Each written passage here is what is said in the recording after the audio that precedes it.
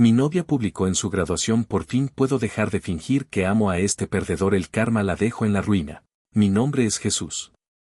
Tengo 26 años y trabajo como chofer privado. No es un empleo particularmente emocionante, pero es estable. Me permite cubrir mis gastos, ahorrar un poco y llevar una vida tranquila. O al menos eso pensaba antes de que todo cambiara. Conocí a Heréndira hace aproximadamente 2 años. Para ese entonces, ella ya había dejado la universidad. No fue por decisión propia, sino por necesidad. Estudiaba contaduría, pero tuvo que abandonar a mitad de la carrera cuando su situación económica se complicó. Cuando apareció en mi vida, estaba en una etapa incierta, intentando reorganizarse y encontrar un nuevo rumbo. Recuerdo bien la primera vez que hablamos de eso. Estábamos en una cafetería pequeña, casi vacía, con un ambiente tranquilo. Ella miraba su taza de café sin mucho ánimo. Tuve que dejar la universidad, dijo sin dramatismo. No lloró ni buscó lástima. Simplemente lo dijo como alguien que ya había aceptado lo ocurrido. En ese momento apenas nos estábamos conociendo. Salíamos de vez en cuando, sin compromisos claros. Pero algo en su manera de expresarse me llamó la atención. No se victimizaba, no exageraba. Solo avanzaba. Al principio comencé a invitarla a salir con más frecuencia. Después, de manera gradual, empecé a ayudarla con cosas básicas, comida, transporte, algunos gastos. Nunca me lo pidió directamente. Yo lo ofrecía. Con el tiempo, nuestra relación se volvió más seria. A los pocos meses comenzamos a salir formalmente y fue entonces cuando tomé una decisión que, hasta hoy, no sé si fue generosa o simplemente ingenua. Le propuse que retomara sus estudios. «¿Y si te ayudo a volver?», le dije. «No tienes que dejarlo así». Ella no respondió de inmediato. Se quedó en silencio, pensándolo. «¿De verdad harías eso por mí?», preguntó finalmente. Le dije que sí. A partir de ese momento, todo empezó a girar en torno a esa decisión. Empecé a trabajar más horas, aceptar más viajes, organizar mejor mis ingresos. Cubría sus colegiaturas, materiales, transporte, prácticamente todo. No era sencillo, pero tampoco lo veía como una carga. Al contrario, sentía que estaba invirtiendo en algo importante. En nosotros. Heréndira volvió a la universidad. Al inicio, su actitud era completamente diferente. Se mostraba agradecida, atenta.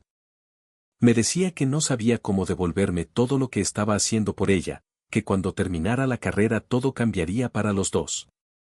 Yo le creí. Nos mudamos juntos relativamente rápido, menos de 1 año después de empezar la relación. Era un departamento sencillo, pero suficiente. Yo me encargaba de todos los gastos, renta, servicios, comida. Ella se enfocaba en estudiar. Nunca me quejé. De hecho, me sentía orgulloso. Pensaba que estaba haciendo lo correcto. Pero con el tiempo, las cosas empezaron a cambiar. No fue de golpe. Fue algo gradual. Heréndira comenzó a pasar más tiempo fuera de casa. Al principio eran actividades normales, tareas, trabajos en equipo, proyectos universitarios. Después vinieron reuniones, eventos, salidas con compañeros. Nada parecía fuera de lugar, pero dejó de compartir detalles conmigo. Antes me hablaba de sus clases, de lo que aprendía, de sus profesores. Poco a poco, sus respuestas se volvieron breves. ¿Todo bien? Normal. Nada importante. También su actitud conmigo cambió. Se volvió distante. Las conversaciones perdieron profundidad. Todo se volvió superficial. Yo lo justificaba. Pensaba que era estrés, presión, adaptación. Nunca consideré que pudiera ser algo más serio. Cuando comenzó su etapa de prácticas profesionales, su vida dio un giro importante, pero nuestra relación no. Consiguió un puesto en una empresa bastante reconocida. Era una oportunidad real, de esas que pueden definir el futuro de alguien. Ella estaba feliz. Y yo también por ella. Ese día lo celebramos en casa. Compré comida, Algo para brindar. Ella hablaba emocionada, haciendo planes, imaginando lo que vendría. Esto es solo el inicio, decía. Todo va a cambiar. Y tenía razón. Solo que no de la manera que yo esperaba. A partir de ese momento, la distancia entre nosotros se hizo más evidente. Ya no era solo la universidad. Ahora también estaba el trabajo. Empezó a llegar tarde. A veces ni siquiera cenaba en casa. Decía que comía con compañeros o que simplemente no tenía hambre. También cambió su forma de vestir, de arreglarse. Era evidente que estaba entrando en otra etapa de su vida. Yo lo notaba. Pero no decía nada. Hay algo que entendí demasiado tarde: cuando quieres que algo funcione, eres capaz de ignorar señales muy claras. El día de su graduación llegó. Para mí era importante. Sentía que todo el esfuerzo finalmente tenía sentido. Le pregunté a qué hora sería la ceremonia. No puedes ir, me respondió. Así, sin rodeos. ¿Por qué?, pregunté. Es solo para graduados, dijo. No me convenció, pero tampoco quise discutir. Bueno, entonces celebramos después, le propuse. Ella dudó. Voy a ver, probablemente haga algo con mis compañeros. Eso me incomodó, pero lo dejé pasar. Ese día se fue temprano. Se arregló más de lo habitual. Antes de salir, apenas me miró. Luego hablamos, dijo. Y se fue. Yo me quedé en el departamento, esperando. Pasaron las horas. No hubo mensajes. No hubo llamadas. Decidí no insistir. Pensé que estaba ocupada. Hasta que llegó una notificación. Era una publicación suya. Una foto en blanco y negro. Salíamos los dos. Era antigua, de cuando recién empezábamos. Al principio no entendí. Hasta que leí el texto. El texto decía: por fin puedo dejar de fingir que amo a este perdedor. Me quedé inmóvil.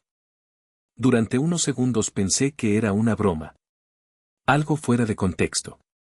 Tal vez sarcasmo. Pero luego vi los comentarios. Eres mi ídola. Lo usaste perfecto. Pobre tipo. Solo era tu cajero automático. ¿Cómo aguantaste tanto? Nadie dudaba. Nadie preguntaba. Todos parecían entender algo que yo no.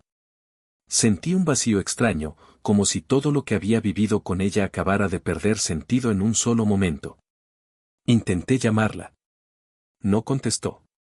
Le escribí. Los mensajes no se enviaron. Me había bloqueado. Sin explicación. Sin una conversación. Solo esa publicación. Fui al cuarto casi por impulso. Abrí el closet. Vacío. Completamente vacío. No había sido algo improvisado. Lo había planeado. Se llevó todo. Me senté en la cama, tratando de procesarlo. No era solo enojo o tristeza. Era confusión. Como si me hubieran sacado de mi propia vida sin avisar. El teléfono vibró otra vez. Un número desconocido. Abrí el mensaje. Esa mujer cree que saldrá impune, pero yo puedo ayudarte.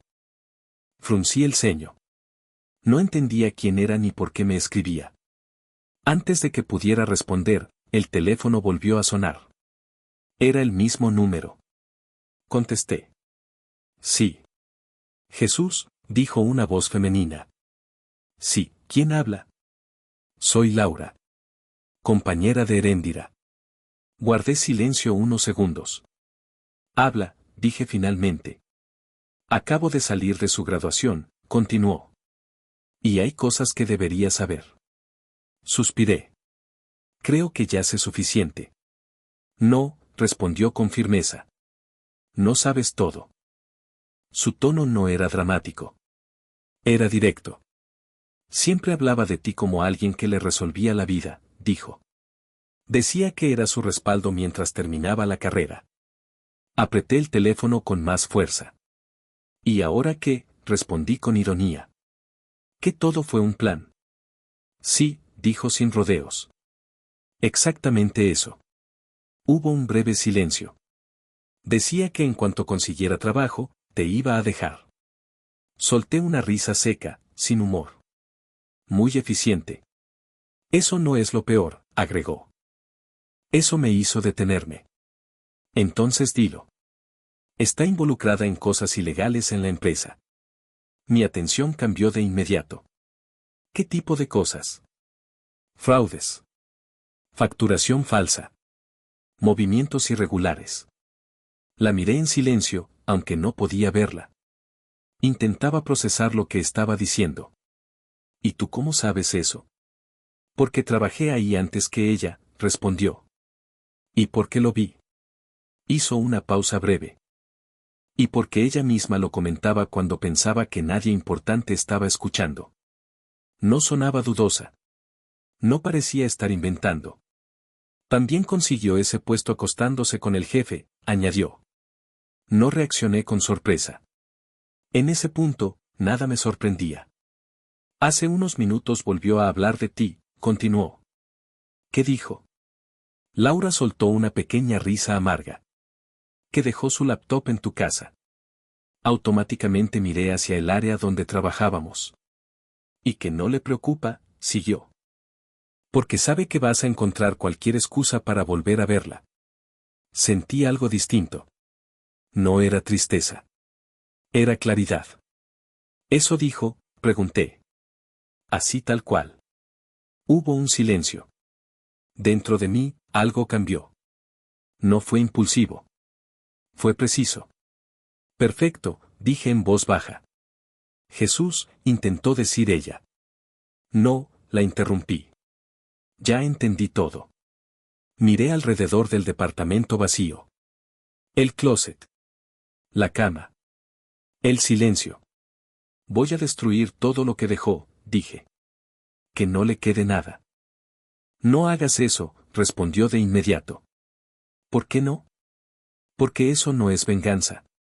Es un error. Esa palabra me detuvo. Error. Esa laptop puede tener pruebas, continuó. Archivos, correos, documentos. Guardé silencio. Si lo que te digo es cierto, añadió, puedes hacer que pague de verdad. Mi respiración se volvió más lenta. Más controlada. Quiero hacerlo bien, dijo. La entendí. No quiero reaccionar, respondí. Quiero que tenga consecuencias. Entonces escúchame, dijo. Sé cómo entrar a esa laptop. Levanté la mirada. ¿Cómo? Estudié informática, respondió.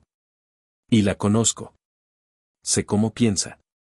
Por primera vez desde la publicación, sentí algo parecido a control. ¿Dónde estás? Pregunté. Cerca del lugar de la graduación. Ven, le dije. Te mando la ubicación. Dame 15 minutos. Colgamos. Me levanté y fui directo al escritorio. Ahí estaba. La laptop. Cerrada. Intacta. Como si nada hubiera pasado. La tomé y la puse sobre la mesa. La observé unos segundos. Todo estaba conectado a ese objeto. Todo. Por primera vez en horas, dejé de sentirme atrapado. Ahora tenía una dirección. Nos encontramos en una cafetería discreta, a unas calles del departamento. Era tarde, así que había poca gente. El ambiente era tranquilo, casi indiferente a lo que estaba pasando entre nosotros. Laura llegó puntual. Aún llevaba la ropa formal de la graduación, pero su expresión no era de celebración. Era seria, concentrada. Se sentó frente a mí. ¿La tienes? Deslicé la laptop sobre la mesa sin decir nada. La abrió con naturalidad. ¿Estás seguro de esto? Preguntó sin mirarme. Sí, respondí. Más que nunca. Encendió el equipo. La pantalla de bloqueo apareció. Laura apoyó los codos en la mesa, pensativa. Ella no es tan lista como cree, murmuró. Solo es confiada. Empezó a escribir. Primer intento. Error. Segundo intento. Error. No parecía nerviosa. Al contrario, estaba completamente enfocada. Tercer intento. Error. Cuarto intento. La pantalla cambió. Acceso concedido. Listo, dijo con calma. La observé. Eso fue rápido. Te dije que la conocía. Sin perder tiempo, comenzó a revisar carpetas, archivos, correos. Su forma de moverse no era improvisada. Sabía exactamente qué buscar. El silencio entre nosotros no era incómodo. Era preciso. Esto, dijo de pronto, girando la pantalla hacia mí. Eran documentos de facturación. Listas. Nombres. Cantidades. Facturas duplicadas, registros alterados, explicó. Esto no es un error. Es un sistema. Siguió abriendo archivos. Correos internos. Transferencias. Capturas. Mientras más revisábamos, más claro se volvía. No era algo pequeño. Era una operación completa. Con esto, dijo Laura finalmente, se puede hacer mucho. La miré. No quiero hacer daño por hacer daño, respondí. Quiero que haya consecuencias. Ella asintió. Entonces hay que hacerlo bien. ¿Qué propones? Levantó 2 dedos. Primero, respaldamos todo. Sin modificar nada. Asentí. Segundo, no dejamos esto solo en nuestras manos. ¿Policía? Sí, respondió. Pero también hay que hacerlo público. Fruncí el ceño. Si solo lo llevamos por la vía legal, continuó, pueden intentar ocultarlo. Tenía sentido. Entonces hacemos ambas cosas, dije. Laura me miró fijamente. ¿Estás listo para lo que eso implica? Pensé en la publicación. En los comentarios. En su forma de irse. Sí, respondí sin dudar. Pasamos más de 1 hora copiando todo. Archivos. Correos. Documentos. Capturas. Cada elemento que pudiera servir como prueba. Laura sabía exactamente qué guardar. No era al azar. Era metódico. Con esto, dijo al final, cerrando la laptop, no hay forma de que salga limpia. El silencio volvió. Pero esta vez era distinto. Más claro. Esto no termina aquí, dije. Laura negó ligeramente. No, respondió. Aquí empieza. Salimos de la cafetería poco después. Cada uno con una copia de todo. Cada uno con un plan. No había emoción exagerada. No había euforia. Solo determinación. Esa noche no dormí. No porque no pudiera, sino porque ya no tenía sentido intentarlo. Cada pensamiento estaba enfocado en lo mismo. No era impulso. Era decisión. Al día siguiente fui directamente a la policía. Llevaba la laptop en una mochila y una carpeta con copias de respaldo. No iba a depender de una sola cosa. Al principio, como era de esperarse, no fue sencillo. El oficial que me atendió revisó los documentos con cautela. ¿Está seguro de lo que está presentando?, preguntó. Sí. ¿Cómo obtuvo esta información? Esa era la parte delicada. Vivía con una de las personas involucradas, respondí. El equipo estaba en mi domicilio. No di más detalles de los necesarios. El oficial me observó unos segundos, evaluando. Luego llamó a alguien más. Probablemente un superior. La laptop fue revisada por personal más especializado. El ambiente cambió rápidamente. Lo que al inicio parecía una denuncia dudosa, empezó a tomar peso. Vamos a iniciar una investigación formal, me dijeron finalmente. No será inmediato. Lo entiendo, respondí. Y lo entendía. Pero también sabía que no todo dependía de eso. Mientras la policía hacía su parte, Laura y yo hicimos la nuestra. No hablábamos constantemente, pero estábamos coordinados. Sabíamos que esto no se trataba solo de presentar pruebas, sino de evitar que desaparecieran. 2 días después, recibí un mensaje de ella. ¿Listo? No pregunté a qué se refería. Ya lo sabía. Minutos después, comenzó a circular una publicación. Directa. Sin rodeos. La empresa ha estado cometiendo fraude durante años. El texto iba acompañado de documentos. Capturas. Correos. Pruebas claras. Y lo más importante, nombres y rostros. No era una acusación vacía. Era evidencia. La reacción fue inmediata. Compartidos. Comentarios. Debates. La gente no tarda en reaccionar cuando hay escándalo. Pero mucho menos cuando hay pruebas. La empresa intentó responder. Pero ya era tarde. Porque mientras todo eso se hacía público, la policía ya estaba actuando. Primero vinieron inspecciones. Luego auditorías. Después, las detenciones. El jefe fue uno de los primeros. Heréndira vino después. No estuve presente. Pero no hacía falta. Me enteré por una llamada. Número desconocido. Contesté. Bueno. Silencio. Luego su voz. ¿Fuiste tú? No respondí de inmediato. Fuiste tú, repitió, esta vez con la voz quebrada. Sí, dije finalmente. No tenía sentido negarlo. Escuché su respiración del otro lado. ¿Por qué hiciste esto?, preguntó. Fruncí el ceño. ¿En serio preguntas eso? Me arruinaste la vida, gritó. Cerré los ojos un momento. No, respondí con calma. Tú lo hiciste sola. Silencio. Luego empezó a llorar. Pero no era arrepentimiento. Era desesperación. Podíamos arreglarlo, dijo entre sollozos. No respondí. Jesús, por favor. Ahí lo entendí. No estaba arrepentida por lo que hizo. Solo por haber sido descubierta. Se acabó, dije. No, susurró. Ya está hecho. Colgué. Sin más. El proceso avanzó más rápido de lo que esperaba. Las pruebas eran demasiado claras. Documentos. Correos. Registros de transferencias. Todo apuntaba a lo mismo, fraude, manipulación fiscal y encubrimiento.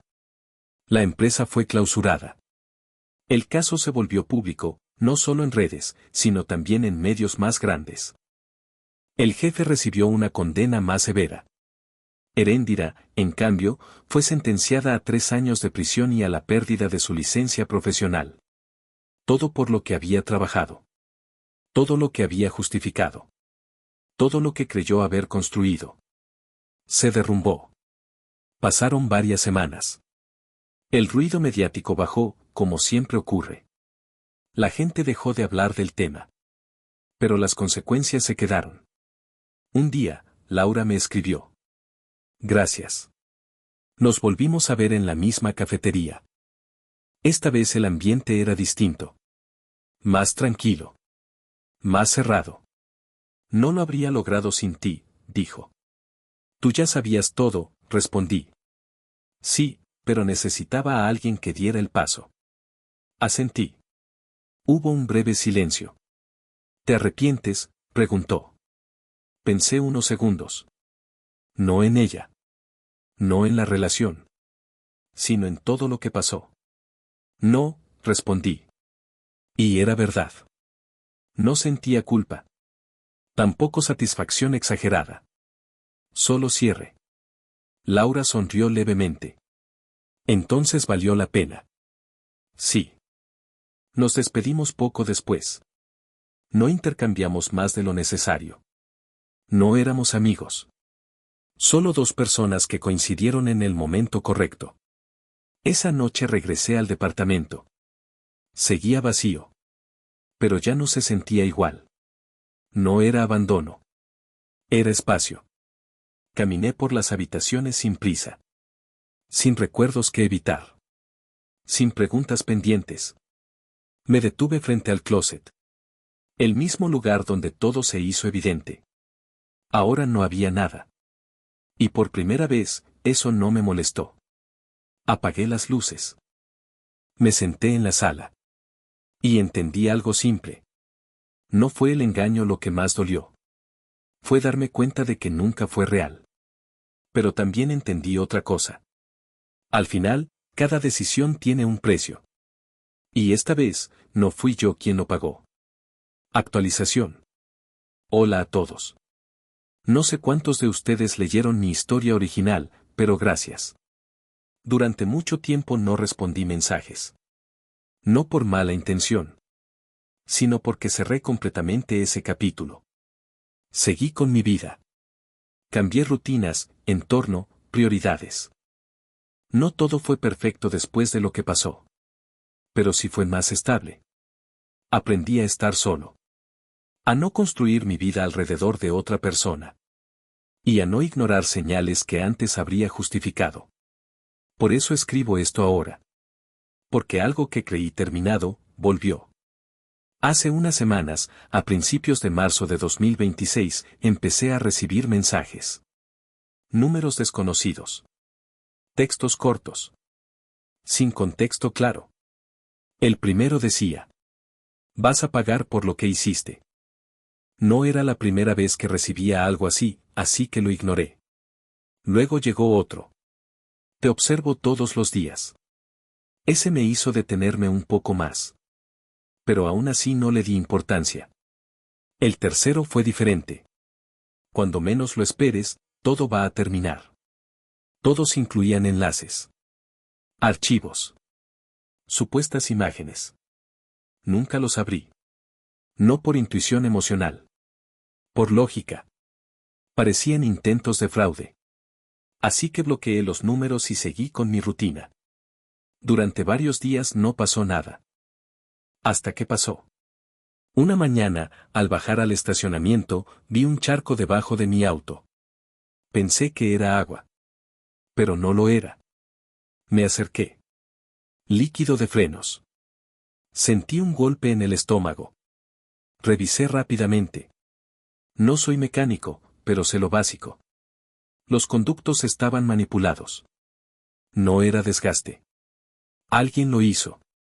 Ahí entendí que ya no eran solo mensajes. Era algo real. Ese mismo día fui a denunciar. Expliqué todo. Los mensajes.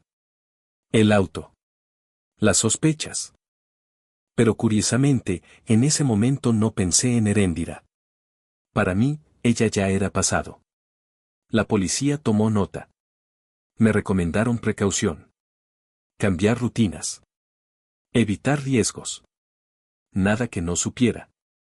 Pasaron algunos días sin novedades. Hasta esa noche. Estaba en casa. Todo normal. Hasta que escuché un ruido en la puerta. Suave. Pero claro. Luego otra vez. Más fuerte. Me acerqué en silencio. La cerradura se estaba moviendo. Alguien intentaba entrar. Sentí como todo mi cuerpo se tensaba. Tomé el teléfono. Llamé a la policía. Mientras hablaba, miré por la mirilla. Y ahí estaba. Heréndira. Más delgada. Más dura. Pero era ella. Llevaba algo en la mano. Un cuchillo, parcialmente oculto en su bolso. ¿Cuál es su emergencia?, preguntó el operador. Alguien intenta entrar a mi casa, respondí en voz baja. Está armada. ¿Puede identificarla? Sí. Hubo un breve silencio. Es alguien que ya estuvo en prisión. Mientras hablaba, ella dejó de forzar la cerradura. Se quedó quieta. Como si supiera. Luego habló. Sé que estás ahí. Su voz era fría. Controlada. Sal. No respondí. ¿Crees que esto terminó?, continuó. ¿Crees que puedes arruinarme la vida y seguir como si nada? Sentí un escalofrío. Vas a pagar. La policía ya viene, respondí. Se quedó en silencio unos segundos. Luego soltó una risa corta. Perfecto. Se alejó caminando. Sin prisa. como si no tuviera miedo. La policía llegó minutos después. Pero ella ya no estaba. Aún así, no pasó mucho tiempo antes de que la encontraran. Esta vez, no hubo duda. Intento de allanamiento. Amenazas. Posesión de arma. Y con antecedentes. Era suficiente. Heréndira volvió a prisión. No por fraude esta vez. Sino por algo más directo. Más peligroso. No escribo esto para dramatizar. Lo escribo porque aprendí algo. Hay personas que no saben soltar. No porque te quieran, sino porque no aceptan perder. Yo seguí adelante. Ella no, y esa diferencia lo cambia todo. Cuídense. De verdad. A veces uno cree que todo ya terminó. Pero no siempre es así.